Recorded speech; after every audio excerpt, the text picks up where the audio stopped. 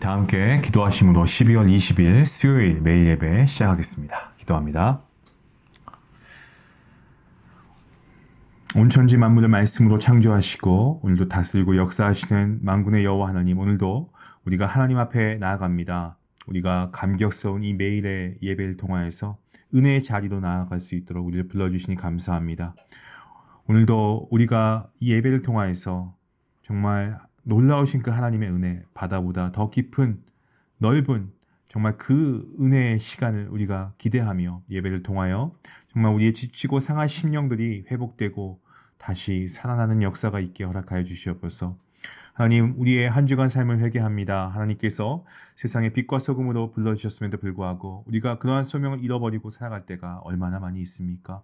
세상에 변화를 주기보단 우리가 세상에 휩쓸려서 그들과 함께 정말 세상의 어떠한 흐름에 휩쓸려 가고 우리가 온전히 믿음을 살아내지 못하고 복음을 살아내지 못한 우리의 모습을 보며 먼저 하나님께 회개하며 나아갑니다. 하나님, 이 시간 메마른 뼈와 같은 우리를 예수 그리스도의 십자가 보혈로 살리시고 생명을 불어넣어 주신 것을 기억하며 우리가 빛의 자녀로서의 사명을 잘 감당할 수 있는 우리 모두가 될 수 있도록 인도하여 주시옵소서. 하나님, 우리 사랑하는 믿음의 공동체를 위해서 기도합니다. 우리 중환가족 여러분, 하나님께서 붙잡아 주시고 정말 사랑과 섬김, 칭찬과 격려가 넘쳐나는 아름다운 공동체가 되게 허락하여 주시옵소서. 예수 그리스도께서 우리를 먼저 사랑하신 것처럼 우리도 서로 사랑하며 정말 예수님의 온유한 성품을 닮아갈 수 있는 예수님의 참된 제자가 되게 허락하셔서 정말 예수님 오실 때 참 잘했다 칭찬받는 우리 모든 믿음의 공동체가 될 수 있도록 하나님 함께 해 주시옵소서. 이 시간도 말씀 앞에 나아갑니다. 하나님, 그 말씀이 우리 마음밭에 뿌려질 때에 결실이 있게 하시고 이 말씀을 통해서 오늘도 우리가 변화되어지고 우리가 더 성숙해지고 성장할 수 있는 좋은 시간, 은혜의 시간 될 수 있도록 하나님 함께 하여 주시옵소서. 감사하며 예수님의 이름으로 기도합니다. 아멘. 찬송가 312장 함께 하시겠습니다.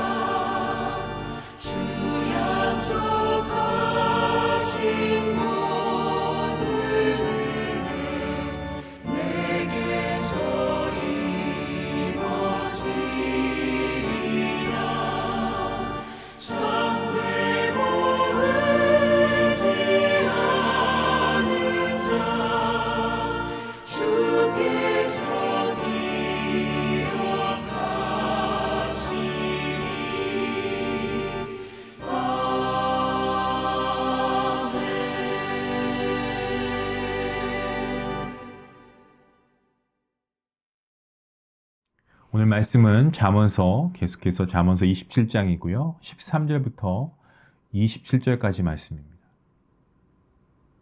우리 함께 말씀을 함께 읽도록 하겠습니다. 타인을 위하여 보증선자의 옷을 취하라. 외인들을 위하여 보증선자는 그의 몸을 볼모 잡을지니라. 이른 아침에 큰 소리로 자기 이웃을 축복하면 도리어 저주같이 여기게 되리라. 다투는 여자는 비 오는 날에 이어 떨어지는 물방울이라. 그를 제어하기가 바람을 제어하는 것 같고 오른손으로 기름을 움키는 것 같으니라.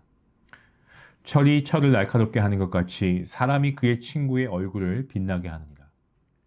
무화과 나무를 지키는 자는 그 과실을 먹고 자기 주인에게 시중드는 자는 영화를 얻느니라. 물에 비치면 얼굴이 서로 같은 것 같이 사람의 마음도 서로 비치느니라. 스올과 아바도는 만족함이 없고 사람의 눈도 만족함이 없느니라. 도가니로 은을, 풀무로 금을, 칭찬으로 사람을 단련하느니라. 미련한 자를 곡물과 함께 절구에 넣고 공의로 찌을지라도 그의 미련은 벗겨지지 아니하느니라. 내 양떼의 형편을 부지런히 살피며 내 소떼에게 마음을 두라. 대저 재물은 영원히 잊지 못하나니 면류관이 어찌 대대에 있으랴. 풀을 벤 후에는 새로 움이 돋나니 산에서 꿀을 거둘 것이니라. 어린 양의 털은 내 옷이 되며 염소는 밭을 사는 값이 되며 염소의 젖은 넉넉하여 너와 내 집에 음식이 되며 내 여종에 먹을 것이 되느니라. 아멘.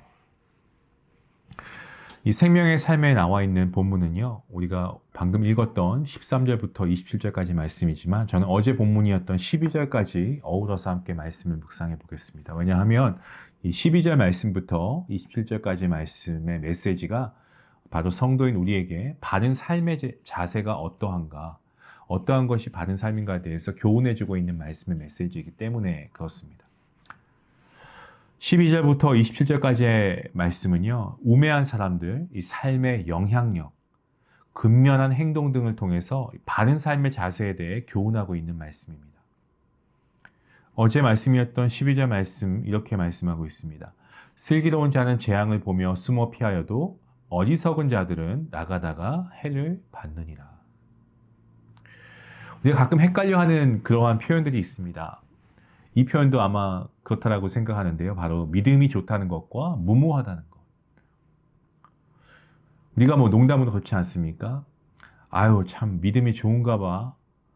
그런 기도까지 하는 거 보면 뭐 이런 가끔 우리가 농담 아닌 농담으로 할 때가 있죠. 근데 믿음이 좋다는 것과 무모하다는 것은 이것은 동의어가 아닙니다.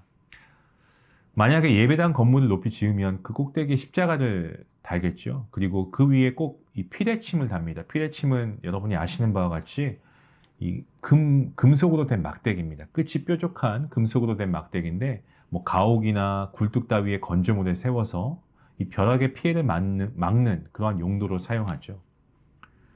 그런데 다른 건물도 아니고 예배당을 짓는데 피레침까지 달아야 할까? 하나님께 기도하면, 간절히 기도하면 번개가 다른 곳에 떨어지게 해주시지 않을까요? 그렇게 생각하는 것. 이것이 오늘 말씀에서 말하는 이 어리석은 그러한 행위입니다. 번개는 가장 높은 곳에, 가장 높은 건물에 떨어지게 하는 것이 이것이 하나님이 만드신 자연 법칙입니다. 하나님께서 그렇게 행하시는 것을 믿기에 피레침을 다는 것이고요. 그것이 지혜로운 자인 거죠. 그런데 어리석고 이 미련한 사람들 보면은 대부분 고집이 셉니다. 심지어 자기가 틀린 것을 알아요. 알고서도 고치지 않습니다. 그래서 해를 당하면서 고집은 꺾지 않죠. 그래서 22절 말씀은 이 미련한 사람에 대해서 굉장히 재미있게 표현하고 있는 말씀 구절인데요. 이렇게 기록하고 있습니다. 미련한 자를 곡물과 함께 절구에 넣고 공의로 찌을지라도 그의 미련은 벗겨지지 아니하느니라. 그러니까 미련한 사람의 미련은 그 겉에 있지 않고 속에 있기 때문에 이 말을 하는 거예요. 본문 14절 말씀, 이른 아침에 큰 소리로 자기 이웃을 축복하면 도리어 저주같이 여기게 되리라. 자, 이웃을 위해서 축복한다는 자체가 나쁘다는 말씀은 아닙니다. 이웃을 위해서 축복하는 건 아주 좋은 일이죠. 하지만 그것을 아무 곳에서 아무 때나 해도 되는 것은 아닙니다. 이 좋은 것일수록 가려서 해야 빛이 납니다. 제가 어렸을 때만 해도 그 예배당에서 종을 쳤던 그런 기억이 있습니다. 예, 제가 다녔던 교회인지 아닌지 모르겠지만 아주 어려서요. 근데 그런 교회들이 있지 않았습니까? 그 종소리 듣고 교회 가죠. 시간도 확인되고요. 지금은 어떻습니까? 뭐 손목에 차고 있는 손목 시계가 아니어도 누구나가 다 가지고 있는 핸드폰만 해도 시계가 다 있죠. 뭐 지금 스마트폰이 아닌 그죠? 예전 핸드폰에도 시간이 있는 경우도 있죠. 네. 환경이 너무 달라졌습니다. 그래서 종을 치지 않습니다. 그리고 과거에 또 뭐가 있었냐라고 생각해 보면 여러분 그 성탄절날 새벽송 돌았던 거 기억하십니까? 저도 그 추운 날 장갑도 끼지 않고 왜냐하면 제가 기타를 쳐야 돼서 막 그 골목길을 다니면서 새벽송을 다녔던 기억을 합니다. 뭐 교회를 다니셨던 분이든 다른 교회를 다니셨던 분이든 뭐 심지어 교회를 한 번도 다니시지 않았던 분들도 심지어 나와서 함께 같이 찬양하며 예수님의 탄생하심을 기뻐하며 찬양했던 기억이 아직도 생생한데요. 근데 그때와는 다르게 시대가 변해서 그런 걸 수도 있겠지만 뭐 지금 특히나 한국 같은 경우는 아파트 층간소음이라고 해서 그것 때문에 정말 어마어마한 끔찍끔찍한 그런 일들이 일어나지 않습니까? 사건 사고도 많고요. 그죠? 예, 그런 가운데 새벽에 새벽송을 돈다라고 하면 아마 그런 것들로 어려움을 토로하시는 분들 뭐 어려움을 토로하기만 하면 괜찮은데 심지어 아마 그런 것을 못마땅해 해서 고성을 지르신다거나 아니면 항의를 한다거나 심지어는 뭐 경찰을 부를 수도 있는 거죠. 그러한 일이 생기지 않을까요? 예전에 했던 새벽송도 지금에 할 수는 없는 거죠. 네. 뭐 제가 예를 들어서 말씀드렸습니다만, 그러니까 우리가 예전에 했던 그러한 모습들도 우리가 서로 함께 찬양하면서 우리가 정말 은혜를 나누던 그런 시간들도 우리 때와 장소를 가려서 해야 된다는 거죠. 축복하는 것, 이웃을 축복하는 것도 때와 장소를 가려서 해야 할 필요가 있다라는 말씀을 제가 적용하는 말씀에서 드린 예입니다. 본문 17절 말씀을 보시면 이렇게 말씀하고 있습니다. 철이 철을 날카롭게 하는 것 같이 사람이 그의 친구의 얼굴을 빛나게 한다. 무슨 말씀입니까? 인간관계에서 주고받는 영향력이 크다라는 것을 말씀하고 있죠. 여러분 스피드 스케이팅 경기를 보시면 비슷한 수준의 두 선수를 나란히 스케이팅하게 합니다. 서로가 서로의 실력을 서로 이렇게 견주면서 그죠? 날카롭게 해주면서 더 나은 결과를 내려고 하는 것이죠. 그런데 이 최고의 두 선수, 뭐 올림픽에 나온다고 하면 그 올림픽에 나온다는 그 자체만으로 최고의 선수 아니겠습니까? 근데 그 최고의 두 선수가 경기를 하다가 가끔 한 선수가 넘어질 때가 있죠. 그러면 혼자서 계속해서 달리게 되는데 그때는 거의 좋은 성적을 내지 못합니다. 넘어진 선수가 자신의 실력을 날카롭게 해주지 못하기 때문에 그렇죠. 그러니까 사람은 혼자서도 자신의 얼굴을 빛나게 할 수 있겠지만 좋은 동료나 친구가 있으면 더욱 빛나게 할 수 있다는 겁니다. 뭐 동료뿐만이겠습니까? 부부도 그렇죠. 좋은 부부가 그렇습니다. 정말 제가 봤을 때 참 이상적인 부부다라고 하는 그러한 커플들을 보면 서로가 서로를 빛나게 해주는 그런 부부들이 있어요. 뭐 그런 케이스입니다. 본문 21절 말씀입니다. 도가니로 은을, 풀무로 금을, 칭찬으로 사람을 단련하느니라 라고 말씀합니다.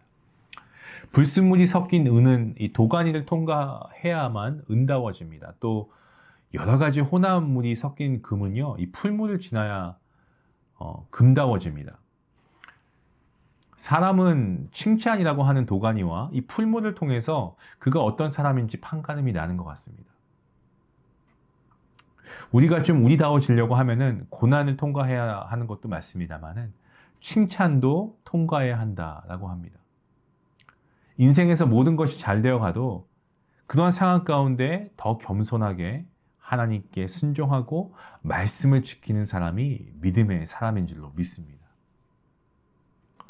본문 23절부터 마지막 절 27절까지의 말씀은요, 이 성실한, 근면한 삶의 중요성에 대해서 설명하고 있는 말씀의 내용이죠. 다시 한번 제가 말씀을 읽어보겠습니다. 내 양떼의 형편을 부지런히 살피며 내 소떼에게 마음을 두라. 대저 재물은 영원히 있지 못하나니 면류관이 어찌 대대에 있으랴. 풀을 벤 후에는 새로 움이 돋나니 산에서 꿀을 거둘 것이니라. 어린 양의 털은 내 옷이 되며 염소의 밭을 사는 값이 되며 염소의 젖은 넉넉하여 너와 내 집의 음식이 되며 내 여종의 먹을 것이 되느니라.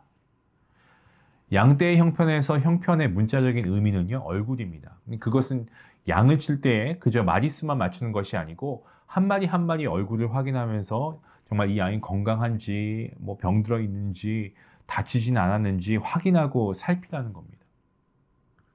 소를 칠 때도 동일하죠. 소떼에게 마음을 두어야 한다고 합니다. 이 모든 것은 성실함을 얘기하고 있는 겁니다. 그렇게 성실하게 돌아보면 어린 양털로 옷을 지어 입을 수 있고 염소를 팔아서 밭을 살 수 있고 또 뭡니까? 염소의 젖을 짜서 가족들과 일하는 사람들 여종까지 먹을 수 있다라고 얘기하죠. 자, 이러한 것은 성실하고 신실하게 살아가는 사람에게 주시는 일반적인 하나님의 은총입니다. 심은 대로 거두게 하시는 하나님이시기 때문입니다. 우리가 내일 일 자랑하지 않고 미련하지 않은 삶을 살 수 있는 힘, 어디서 얻을 수 있을까요? 또 우리가 함께 살게 하신 사람들에게 선한 영향력을 미치고 신실하게 삶을 살아갈 수 있는 힘, 어디서 공급받을 수 있겠습니까? 그것은 우리를 창조하시고 우리를 인도하시는 하나님 아버지로부터인 줄로 우리는 분명히 믿습니다. 그 하나님은 언제나 우리에게 좋은 것을 주시는 분이시고 모든 것을 합력해서 선을 이루시는 분이신 줄로 믿습니다.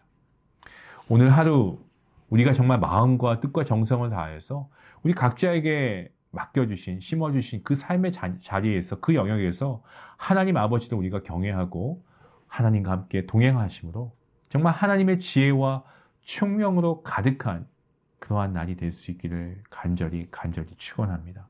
우리가 성실하게 하나님의 맡겨주신 일들을 감당할 때 하나님께서 우리의 수고보다 더 크게 하나님께서 복 주시고 은혜 내려주실 줄로 믿습니다. 그 믿음을 가지고 오늘도 우리가 하나님께 나아갈 수 있기를 바랍니다. 같이 기도하시겠습니다. 하나님 감사합니다. 오늘도 하나님께서 귀한 말씀으로 우리에게 은혜와 또 깨우침을 주시니 감사합니다. 용광로를 통해서 금은 금다워지고 또 은은 은이 되어지는 것처럼 정말 칭찬이든지 간에 고난이든지 간에 인생에서 만나는 그 어떤 용광로를 통해서든지 간에 우리가 정말 신실하신 하나님의 백성으로 살아갈 수 있게 주님 인도하여 주시옵소서. 무엇보다도 하나님께서 심어주신 우리의 각자의 삶의 영역에서 그 삶의 자리에서 신실하고 성숙한 삶을 살아가며 정말 하나님의 그 은총의 열매를 먹게 하심을 우리가 감사하며 오늘도 그 하나님과 함께 동행하는 귀한 복된 날 우리의 인생이 되게 하시고 우리의 평생이 되게 하여 주시옵소서. 감사하며 예수님의 이름으로 기도합니다. 아멘.